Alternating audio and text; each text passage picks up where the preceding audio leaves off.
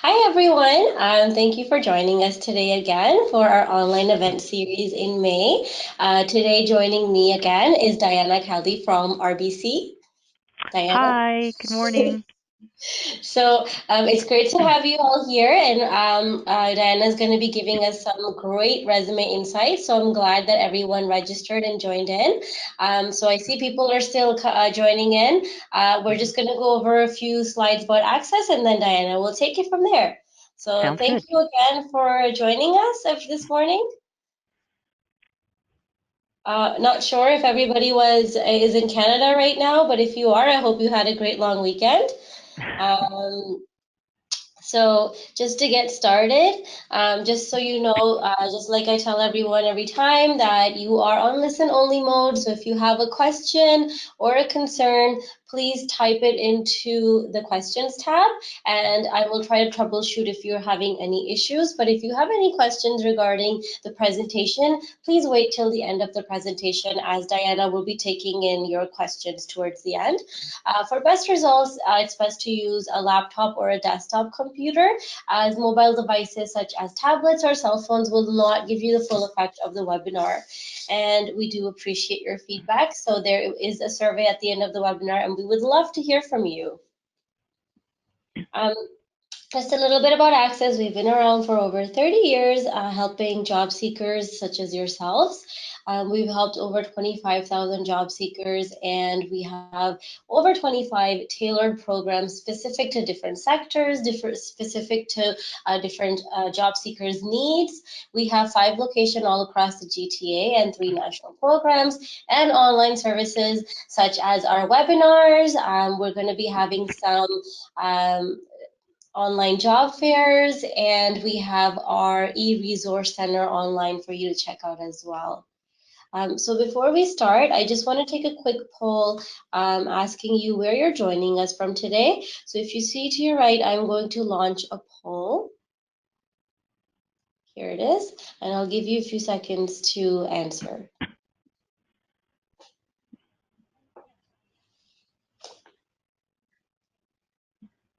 Wow, so it looks like most of you are already here, so I hope everybody had a nice long weekend. Thank you, everyone. And the next question I'd like to ask you is if you are currently employed. And there it is.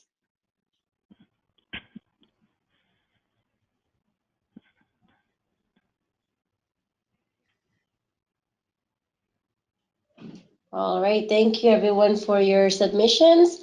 And I'm going to close it. And Diana will take it from here. Okay, thank you so much. I really appreciate it. Well, good morning, everybody, and welcome to today's session. I'm really excited to be here. We're going to be talking about cover letter tips and resume writing tips as well. As Tanya's indicated, I'm a senior recruiter here at RBC Insurance. So that is my job, is to review the cover letters and the resumes as well. So I thought I'd share some tips with you all. What we're looking for, things like that, and please feel free to ask questions as well throughout the presentation. So there's the first page. So Sonia, if I can ask you to go to the next one, please. Thank you. Alrighty, so as you're aware, when you're applying for a position or when you're meeting an individual, it's very important to make that good first impression. And realistically, you've got anywhere from 30 seconds to 2 minutes to make that good first impression. So you want yourself to stand out. And how do you do that? How do you go about doing that when you're applying for a position or when you're being introduced to someone? So today we're going to be talking a bit about that to make sure that you stand out for all the right reasons. Next screen, please. So in today's world, a lot of applicants are wondering, should we have a cover letter? Should we not? Is the resume sufficient on its own? So we're going to be talking a bit about that. Do you need one? What's the value of doing a cover letter? And what you want to remember is that the cover letter should be all about you. It doesn't have to be 3 pages long. You want to make it concise, just enough to entice the person who's reviewing your resume. It's what I call the elevator speech. It's just really when you're talking to somebody, it's like 30 seconds about yourself, and that's what you want to put down in the cover letter. And you also want to make sure that somebody will double check this information, make sure there are no spelling mistakes, things like that within the cover letter, as well as the resume. Next screen, please. So, what type of cover letter should you use? Your cover letter should include at least 3 paragraphs. Start off by saying, what is the role that you're applying for? If it's on the website, quote the posting number as well. That often helps the recruiter and the hiring manager know which position you're applying to. Because what you have to realize is that a recruiter can have anywhere from 40 to 50, 60, 70 positions on the go. So if you include the requisition number or the posting number, it makes it a lot easier for them to zone in on which position you're applying to. What is your value proposition? What can you bring to the table? What can you as an individual bring to the business? And in the final paragraph, how will you follow up? So you just indicate this is where you can reach me. I look forward to hearing from you within like 2 or 3 weeks' time, things like that. So you'll indicate a phone number or an email address, something along those lines. And the importance of cover letters, to be honest with you, recruiters don't always read them, but hiring managers do. So I do think it is important to include a cover letter. I mean, if you don't, some people don't, that's fine. But I do know that hiring managers always read cover letters. And think about the role that you're applying to as well. If you're applying to a role that might be communications oriented or webinar oriented, they're definitely going to be paying attention to how you construct a letter and grammar, things like that. So a cover letter is definitely important for that type of position. I usually read cover letters if something doesn't make sense to me on the resume. For instance, you're applying to a position in Mississauga, Ontario, but I see you live in Montreal, Quebec. So first thing in my head pops in and says, does this person realize this position is in Mississauga? So then I'll turn to the cover letter, and the cover letter may indicate, I presently live in Montreal, but I am moving to the Toronto area, so that's why I'm starting to look for positions in this area. Then I know, okay, this makes sense. Let's entertain this applicant. Things like that you should include in there too. Excellent. Next screen, please. So feel free to use a cover letter template. You don't have to create one from scratch. You can go online. Just Google cover letter. There's so many different examples that are out there. Or if you just want to create one on your own, that's fine too. As it says, customize your cover letter to your style. It'll indicate, how should you address the cover letter. There are different examples, either generically or personally. If you know the hiring manager's name or the recruiter's name, that's always a nice touch to address it to that individual. If not, then a generic introduction is sufficient. Dear hiring manager, dear human resources representative, things like that are fine. When you're emailing the cover letter, always paste it and the resume in the email message.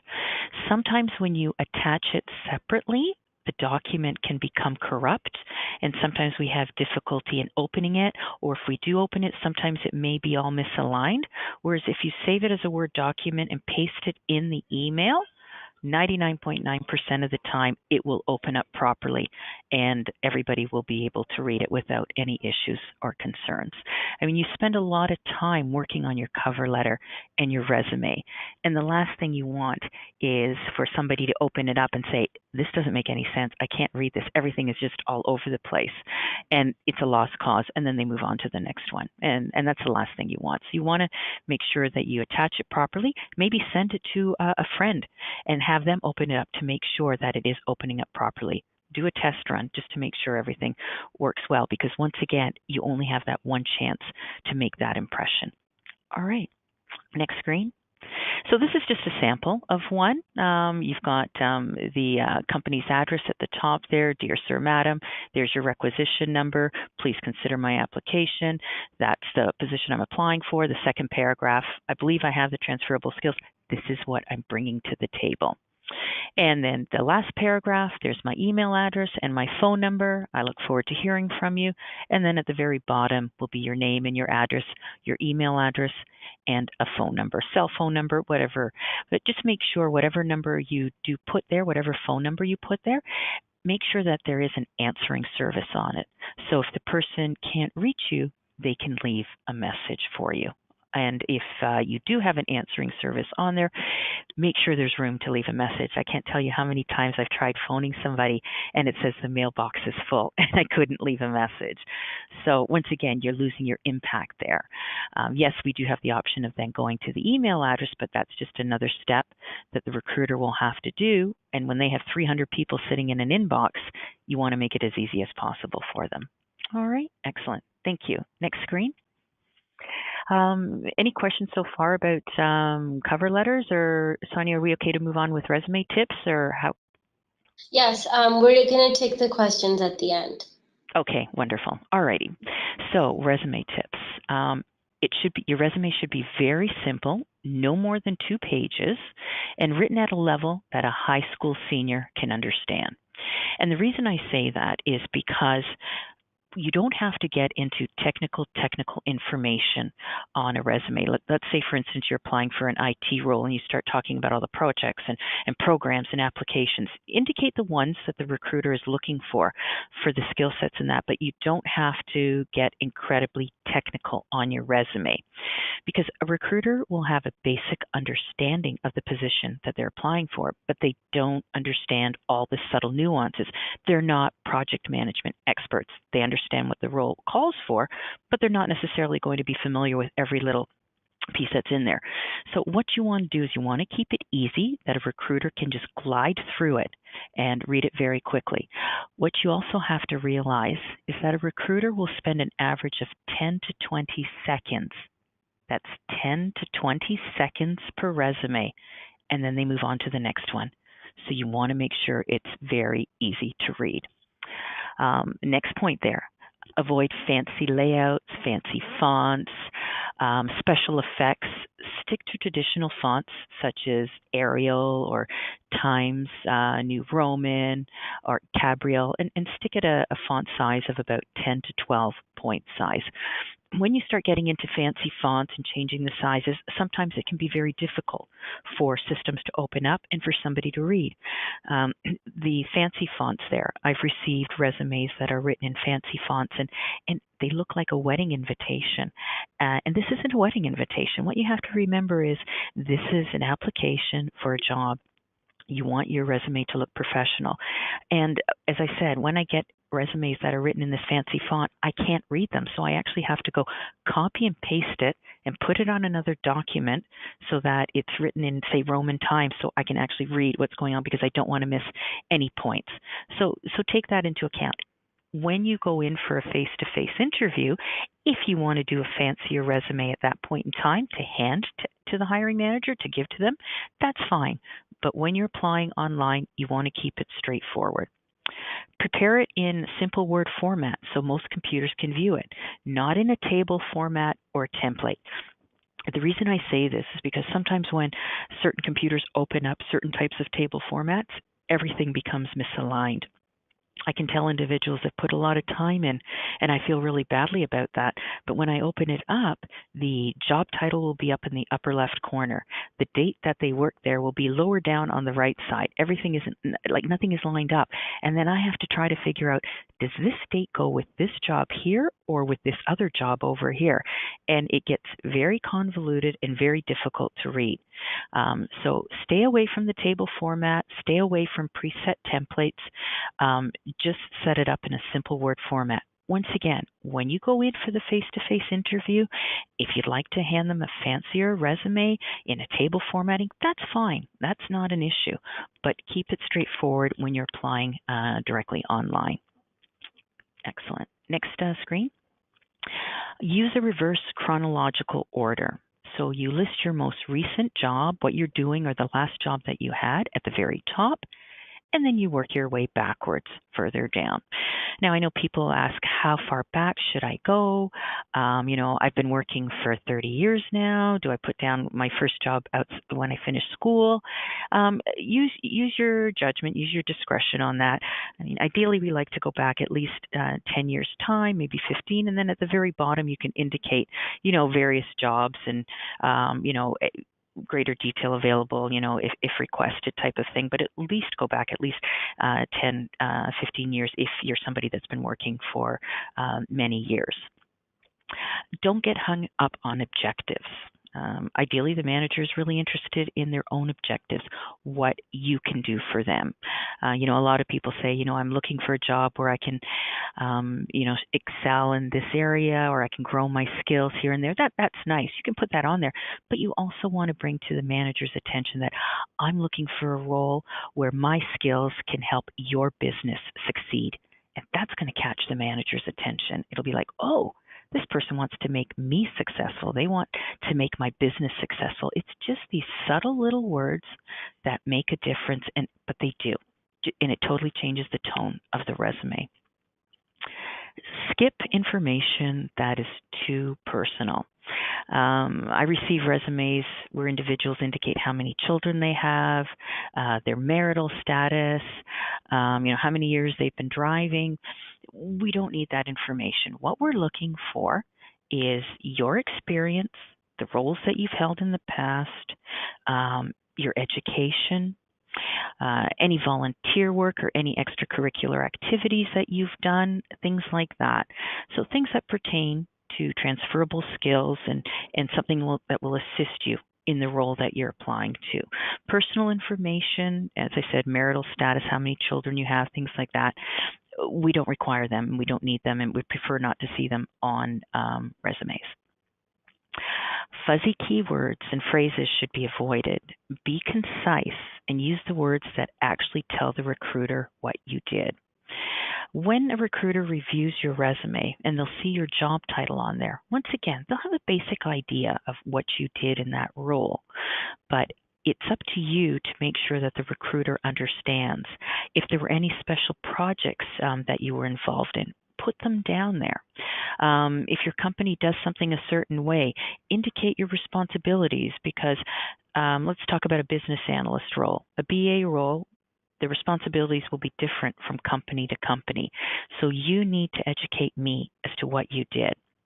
And the other key thing with the words as well is use the same terminology, use the same words that the recruiter has used in the posting, because that's what's going to catch their attention.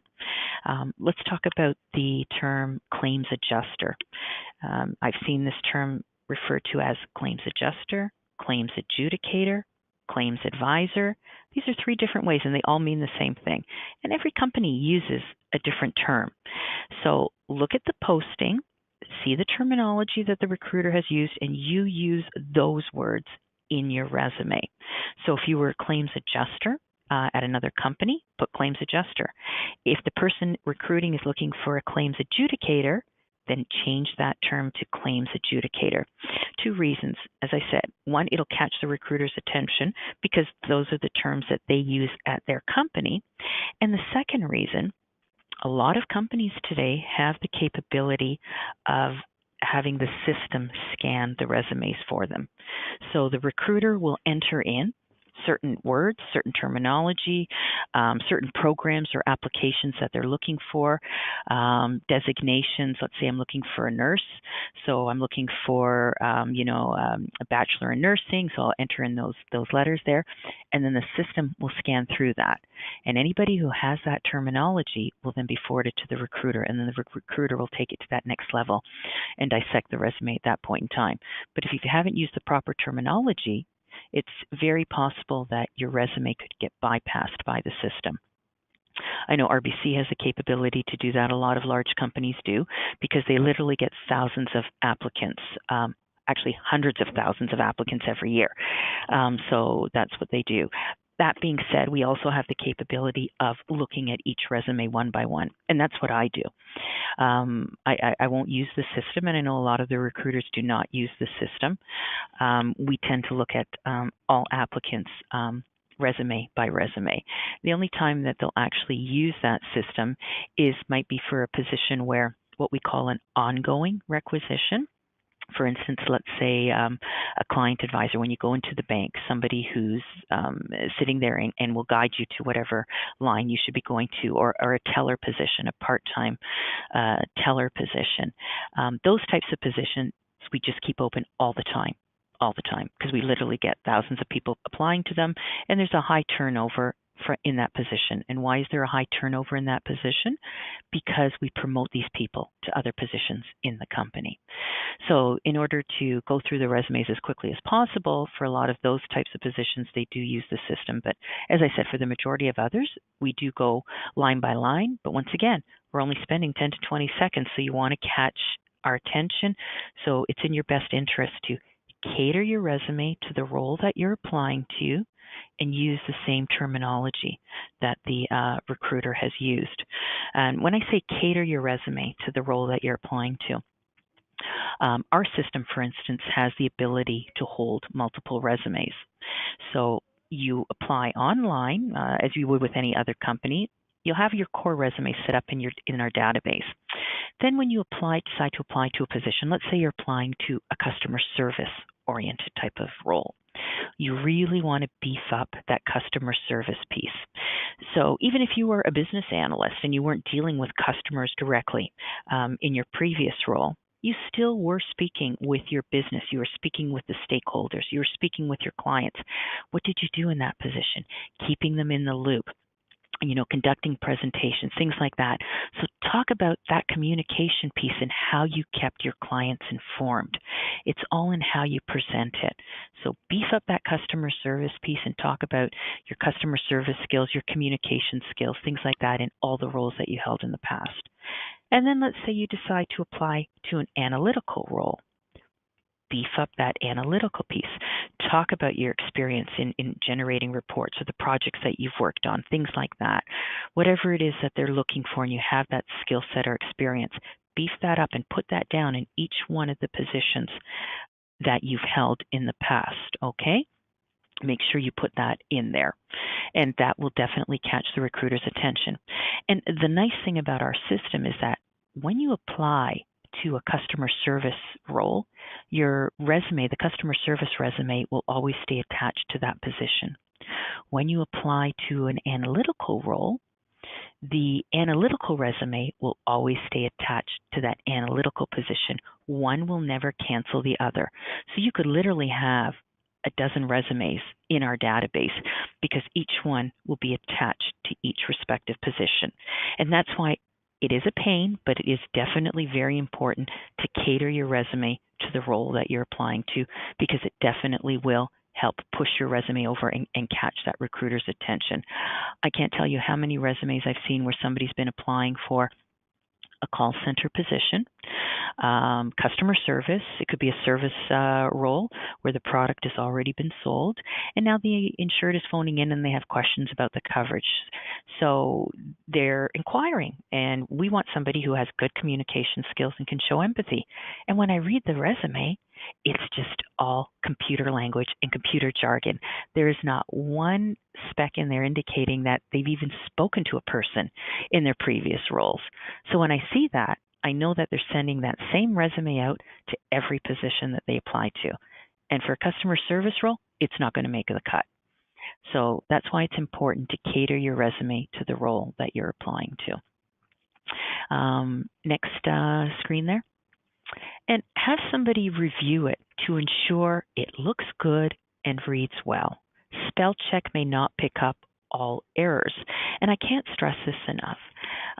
When you've been working on a document for hours or maybe days, sometimes, and it's just human nature, you become blindsided to certain errors that are in there. There may be words missing that you fill in yourself because you've read the sentence so many times, and all of a sudden in your mind that word is there. But have somebody else read it because it makes a huge difference. They will catch those words that may be missing, or they will catch incorrect words. Like, for instance, let's say you want to say something along the lines, I want to help your company to succeed. But let's say instead of help, you wrote Yelp, Y-E-L-P, as opposed to H-E-L-P. Spell check isn't going to pick that up because Yelp is a word in the English language. It's a sound that a dog may make. So the last thing you want is, somebody to read this and I want to Yelp your company to succeed. A sound that a dog makes? No, but the computer will not pick that error up. So that's why it's important for you to make sure that somebody else reads it, to pick up any spelling mistakes, any words that may be missing. It makes a huge difference. I was reviewing a resume of a candidate once. It was for a business analyst position, and this gentleman had everything I was looking for. Technically sound, had everything on paper there. Yet in his little introductory blurb at the top of his resume there, his objectives in that, he had 7 spelling mistakes. 7 spelling mistakes in 2 paragraphs. I couldn't put him forward. I thought if he's not taking the time to ensure that his resume reads well, that there aren't any spelling mistakes, this is a time where you're supposed to impress me, pay attention to detail, because once again, you only have that one time to make that good impression. What's he going to be like once he actually gets the job, when everything is a little more relaxed? You're sending letters out to customers, you're responding to customers, and you're sending documents out that have spelling mistakes in them. That's RBC's reputation on the line. You're representing RBC. And I just couldn't take that chance. I couldn't take that risk, knowing that he's not paying attention when he really needs to. And then later on, how do I know that he would? I just didn't have that confidence in him. So even though he had everything that I needed on paper, I just bypassed him and moved on to the next one. You need to make sure that you are paying attention to detail, and that's key. Next screen there. And I'm sorry about the how it looks. It is a little spread out, but this is just an example of a standard type of resume. So at the top there, you've got your name, your address, and you'll see an email address and phone number. And for the email address, if I can just touch base on that too, please. Make sure you have a professional sounding email address.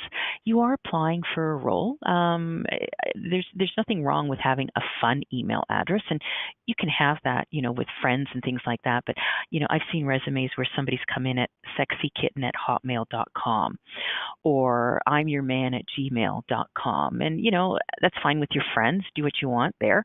But when you're applying to a professional position, ensure you have a professional email address. And that way, you know that you need to keep it on top of this email address, because this is the one that you use when you're applying for roles.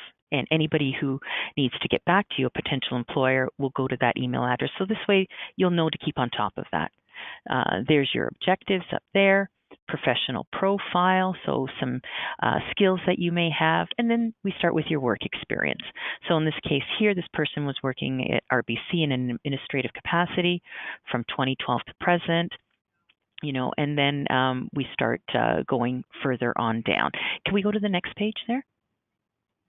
And there it continues on. So you see further back, and then there's the education at the bottom there, volunteer work and accomplishments. And this is just a quick example. By no means do you have to set it up this way, but what I just want to make you aware of is you've got the title of the position and the date, and it's bolded, so it catches the recruiter's attention.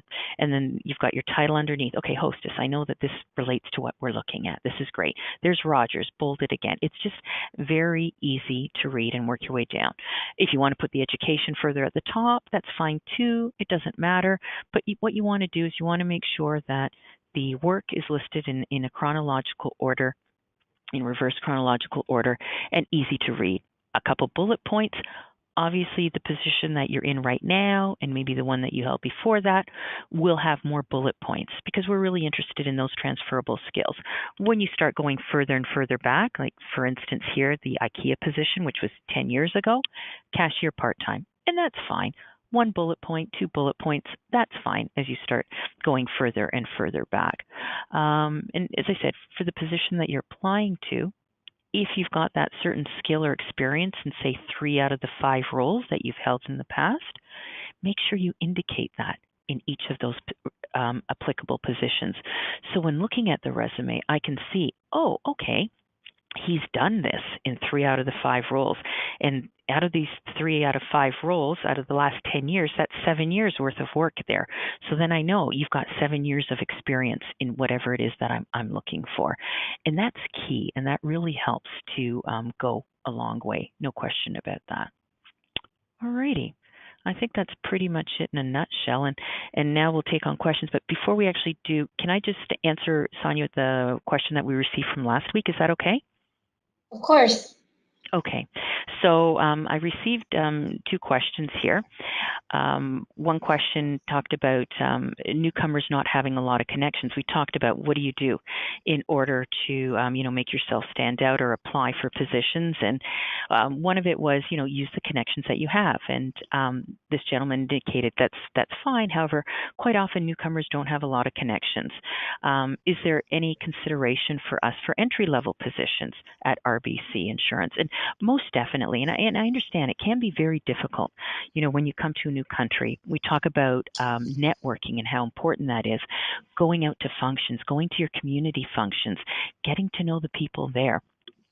Ask people where they're working, find out what types of roles are available there. And there may be something there that you may never have thought of. Or they may work at, say, a company like RBC. RBC employs about 80,000 people. So chances are you probably know somebody or know of somebody who knows somebody who works at RBC. Get to know them, that networking piece. Use them as a referring employee. But yes, definitely entry-level positions, we definitely do consider newcomers for those positions. And why? Because we know you have a lot of great experience in your previous roles. And we hire you with the knowledge that you will be promoted into another position within 2 years after you start with us. In the last session, I mentioned that I hired 250 people myself last year. And out of those 250, 40% of them came from internal moves and transfers. And I would say out of those 40%, I would say probably a good 30% came from call centers and that. So we hire you with the knowledge that we will be promoting you. But once again, it still doesn't change the fact that you should try to network as much as you can. Another way, through this ACCESS program, this is a fantastic program. Use the resources that are available.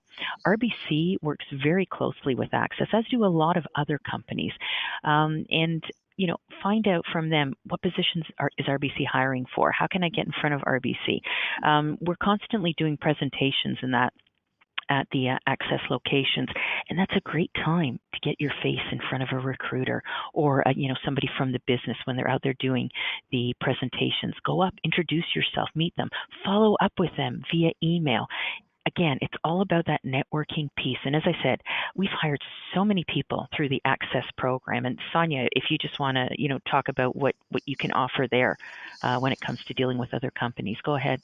Yes, so if you are interested, if you are in the GTA, if you come to any one of our ACCESS locations, you can find out about how to network with professionals. I mean, even if it's at RBC or any other company in your sector, we have something called speed mentoring, where we have mentors from various organizations who are professionals working in different professions such as engineering, accounting, finance, supply chain, marketing. So they basically come back and come to our locations and mentor our clients. Or you can find out about Triac, the mentoring partnership, where you can actually be partnered with a mentor for about 3 months, and you kind of go through a networking process, and they introduce you to their network as well. So there's lots of great networking opportunities that ACCESS brings for their clients, and we're very proud of them because they work very well. And RBC is one of our biggest partners as well for mentoring. Oh yeah, I love the speed mentoring program. No question about it. I go to it quite often, and I have to say, I meet a number of fantastic candidates at these events. I'm always blown away by the caliber of candidates that attend. And it's just nice to put that face to face, which unfortunately we've lost today. Because everything is done online, we just don't have that opportunity. So when an opportunity like that presents itself, I strongly recommend that you take advantage of it. Not just the speed mentoring, but just get out into the community, your own functions in that. Get to know the people there, network, find out what it is that they do, and if they can assist you. Because if they get to know you and they get to see what you can offer, that's half the battle right there. Then you have somebody in the corner for you. So when you apply to a position online, that person can reach out to the manager and say, hey, I met them at a local barbecue last week, and I have to say, I was really impressed. Great presence, great skills. They present themselves really well. I think we should bring them in for an interview, or definitely somebody that our company might be interested in. These little things go a long way. So always think about that, when you're out there. Another question that I received last week is, I normally see positions at senior level. Do they post entry-level positions? And yes, we do post entry-level positions, as do other companies. It just depends when the business need arises, and that's when you'll see the more entry-level positions. Insurance specifically, the only classes that we have going through on a regular basis would be your entry level for call center positions. Call center positions go through every month. They could be service roles, they could be sales positions online, things like that. But those ones, we literally hire hundreds of people every month, and those classes go through online. But then there are other entry level positions as well: claims positions, underwriting positions, business analyst positions, things like that.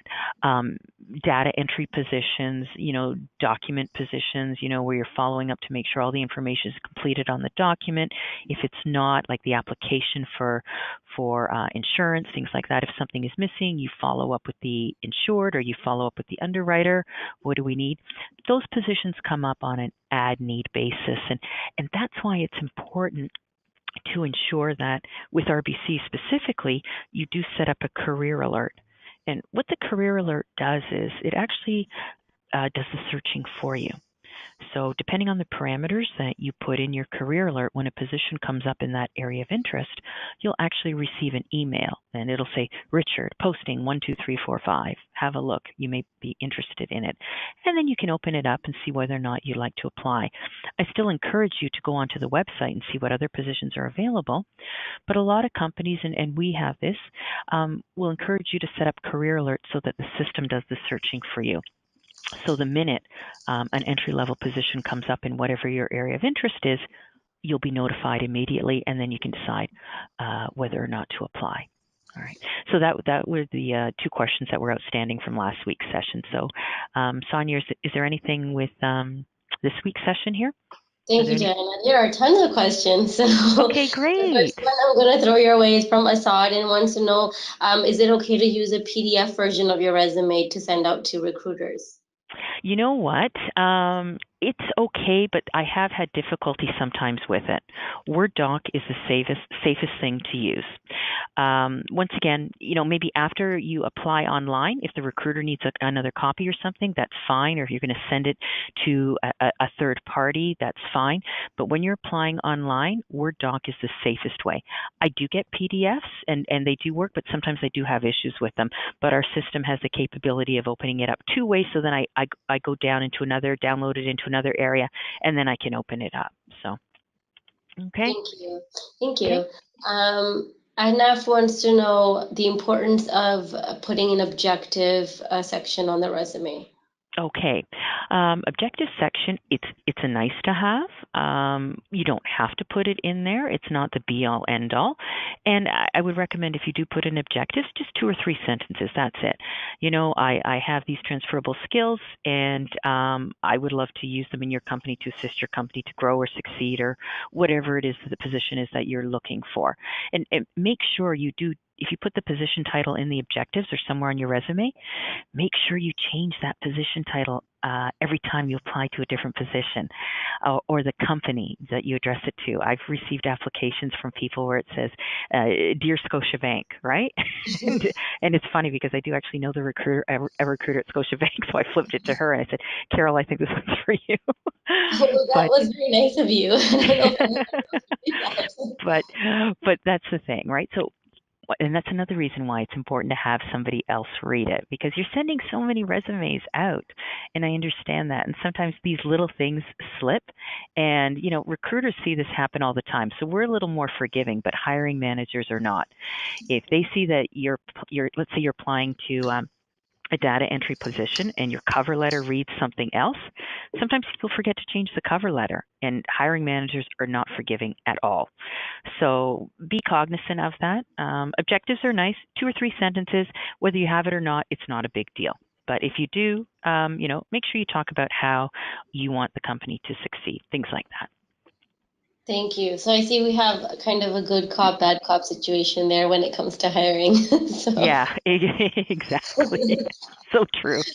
all right. So Sunita has a question, and I'm sure Mhm, that everyone on here probably has a similar question. They mhm, want to know if RBC happens to be at a job fair, what sort of jobs would you be hiring for, and mhm, would you give a chance to new immigrants to get an interview, even though they don't have any banking experience in Canada, but might have mhm. overseas banking experience?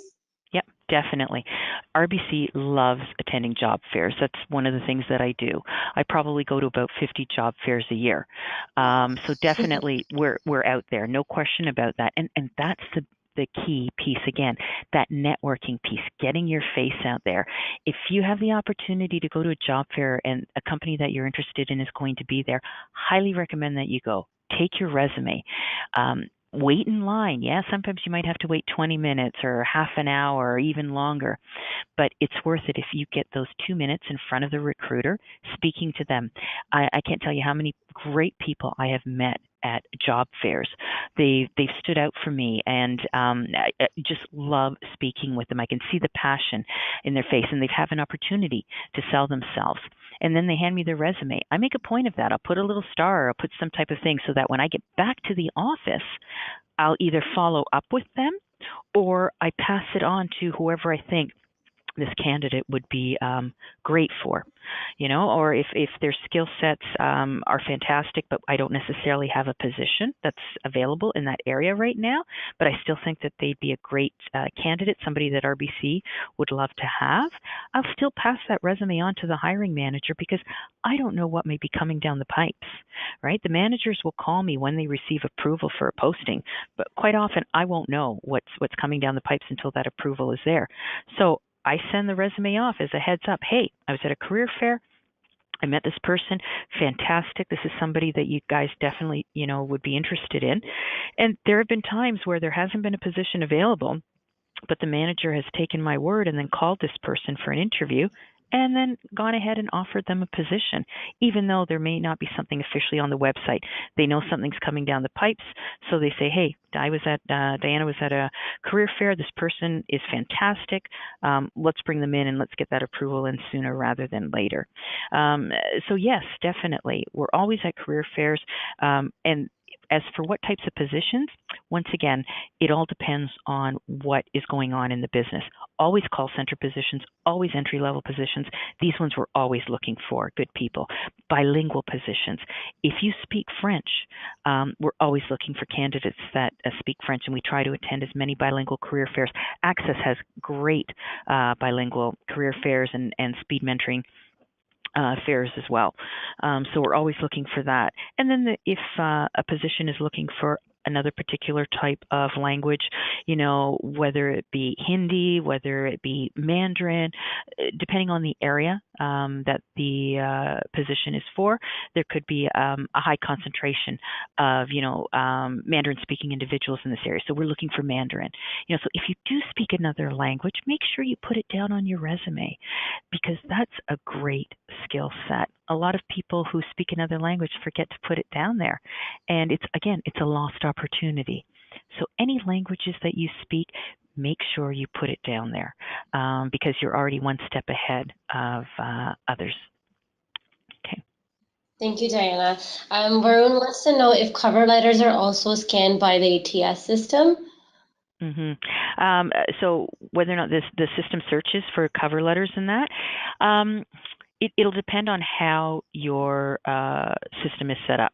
Some systems search resumes only. Some will search a combination of cover letters and resumes. And with some people, with some systems, the cover letter and the resume go in together, side by side. So it's treated as one document.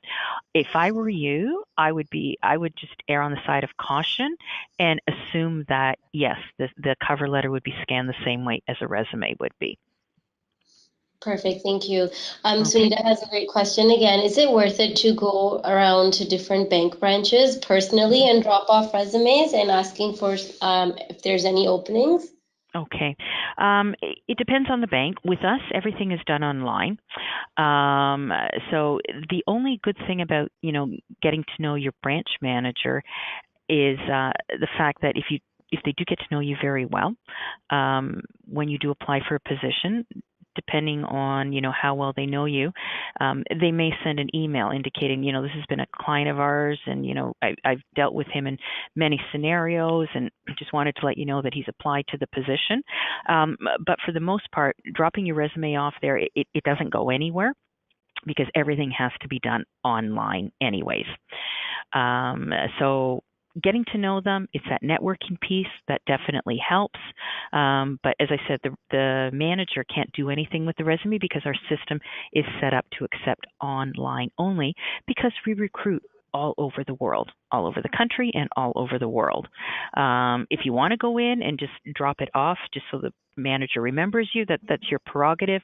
What they do with it after, I don't know. Some managers do forward them off to our recruitment department, just to one of the heads in the department, and then they start sorting through them and just see the area that you live in, and then they might forward it to the recruiter who's handling applicants in that area. But for the most part, I wouldn't do it on a regular basis, but if you want to, you most certainly can. That's no problem.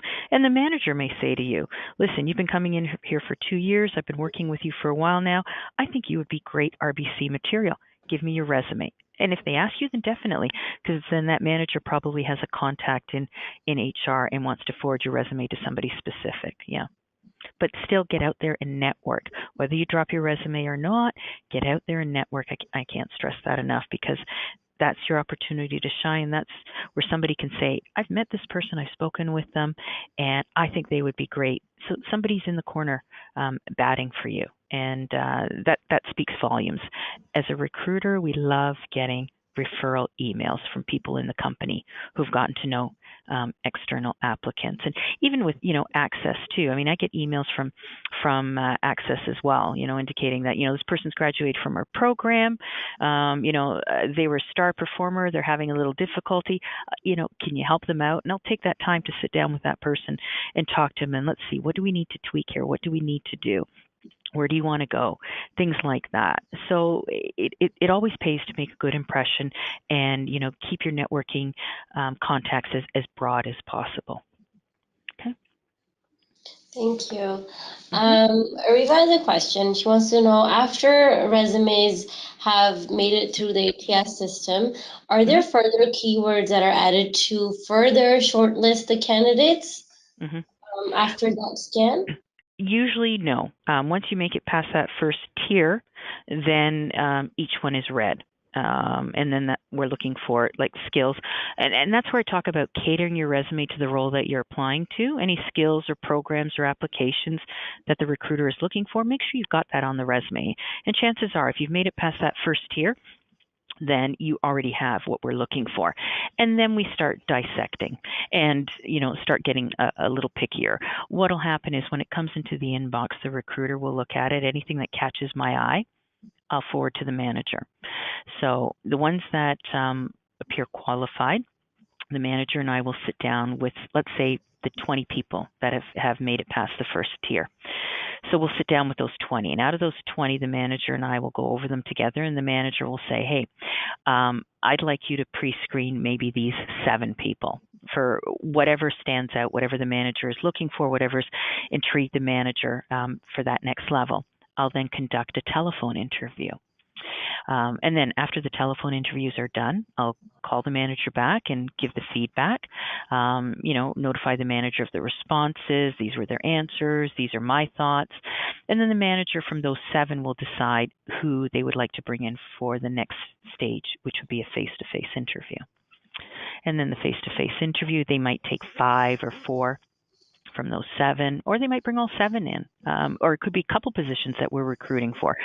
So I might interview 30 people, 40 people for a class of 8, and then they'll bring these people in for the face-to-face interview.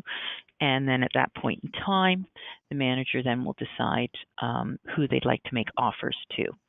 And then they'll get back to those individuals, make the offers, and then the background checks start. The recruitment process can take anywhere from 4 to 6 weeks on average, sometimes even up to 8 weeks, depending on if it's a class that needs to be filled. So you might have 8 or 10 or 15 positions to fill. So that'll take a little longer. Thank you.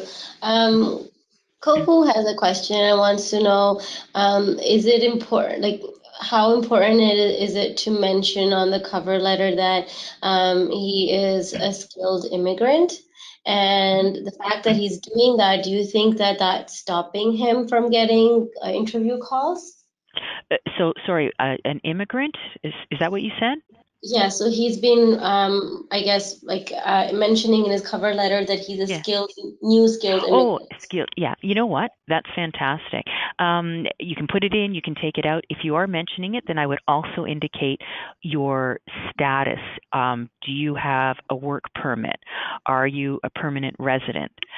With RBC, it's not an issue. We hire individuals, student visas. We hire people, on work permits all the time because we hire so many people from all over the world. We actually have immigration advisors on staff, and they assist us with that. With smaller companies, it may be an issue.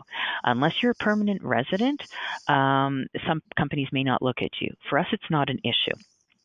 If you have a work permit, most work permits are valid for 2 to 3 years, and that gives us plenty of time to sort out and do whatever needs to be done. But if you are indicating that you are a skilled immigrant, I would also indicate your work status as well, because that might help the employer feel a little more comfortable knowing that they don't have to sponsor you, because some companies don't sponsor people. And if they think they might have to sponsor you, but you already have a work permit or a permanent residency, it's not going to be an issue, but they don't know that. So it's always in your best interest to indicate what your status is there. Are you eligible to work in Canada? Because that will be one of the questions that they will ask you. Are you eligible to work here? Thank you.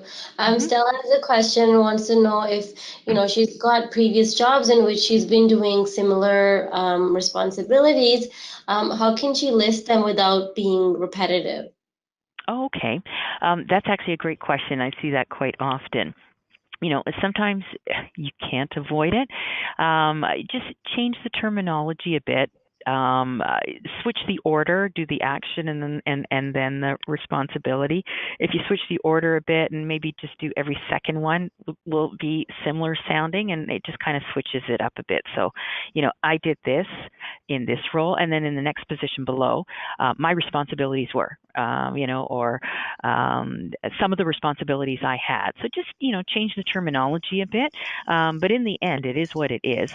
And as a recruiter, I like to see that repetitiveness, because I know that you've done this skill. You have solid experience in that. So for me, it's good. So don't switch it up too much that it sounds like it's totally different.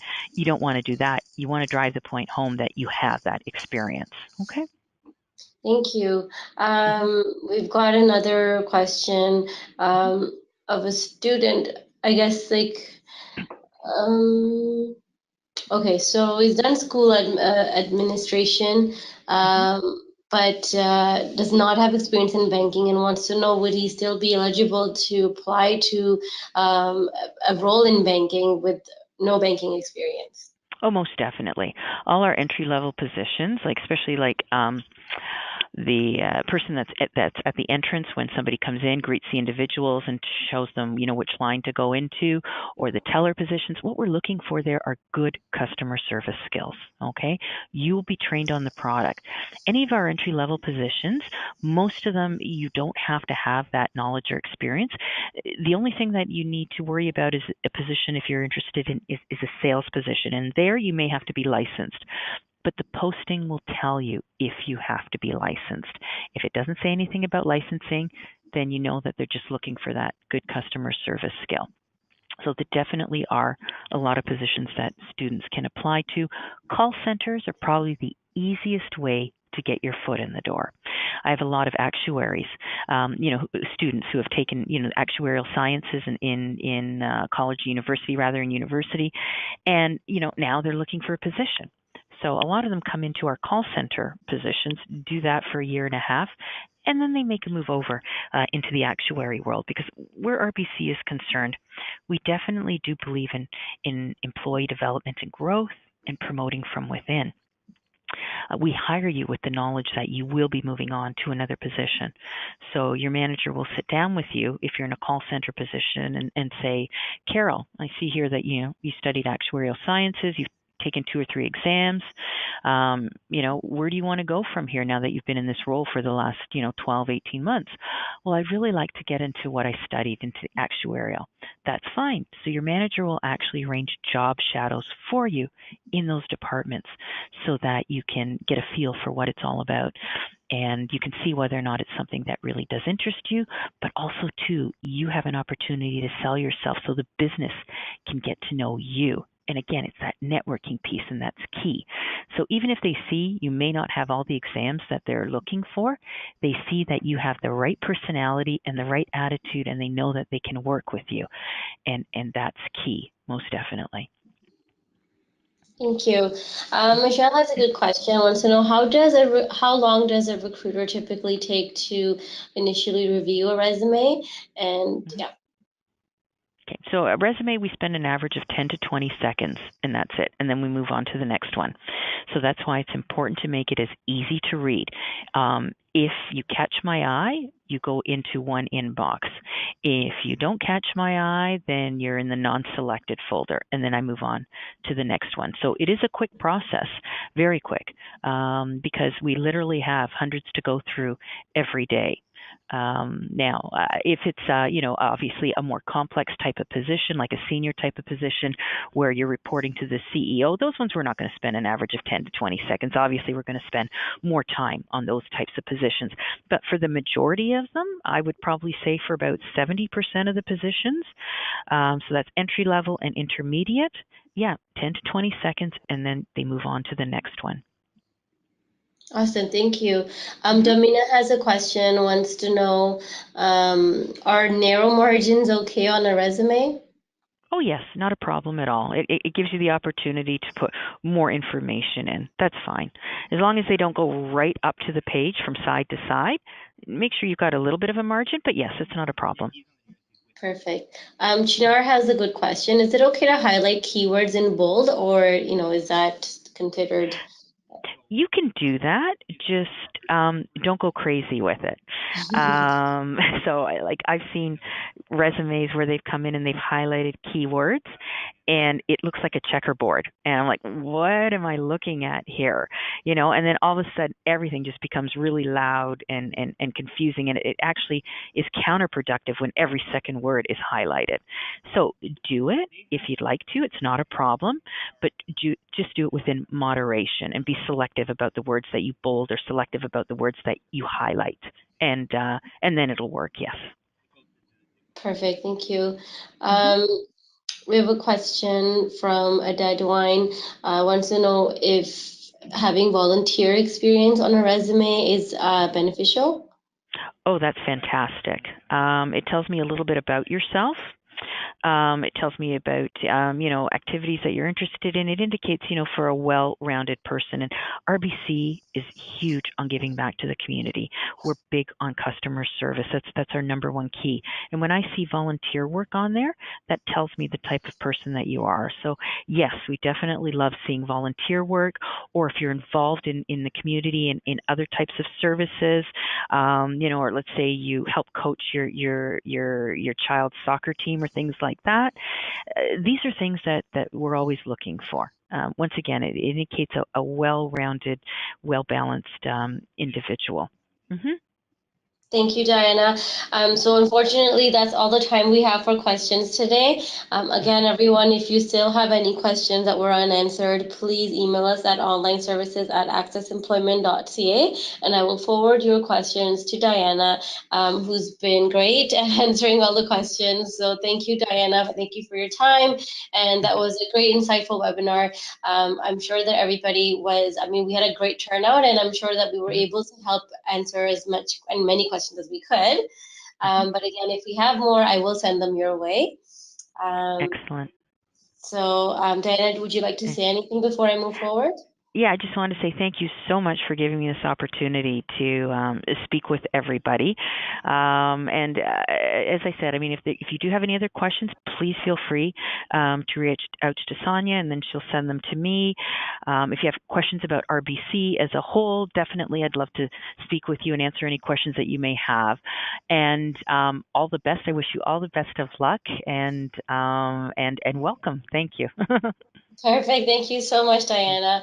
It was always a pleasure to have you on board. Everyone, just wanted to go over our online resources that you can check out. It's called eAccess. So if you go to our website, you'll see in the corner with the eAccess tab. And once you're on it, you can see all the different resources you need. So if you need any help with resume, we've got tons of websites, links, articles, videos, anything, even past webinars on how to build a good resume, so you can check that out as well.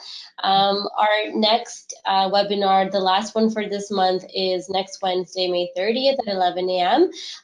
It's based on leadership principles and your dream job. So we've actually had this speaker come in person earlier, and it was great. So we decided to have him online as well. And we will be posting our June events maybe sometime this week as well. Um, and people who are interested in finding out about our pre-arrival services, so if you already have your PR status and you're on your way to Canada and you have a few months to go, you can email cec@accessemployment.ca to find out how you can get into the program. And again, thank you so much for participating today. If you want to get in touch with us, the best way to do is to our social media. We're active on LinkedIn, Twitter, and Facebook. And there is a survey at the end of the webinar. We would love to hear back from you. So please feel free to fill it out. And again, thank you, Diana, for joining us. And thanks, everyone. I hope you all have a great day or an evening ahead. Excellent. Thank you. Bye, everyone. Okay, bye.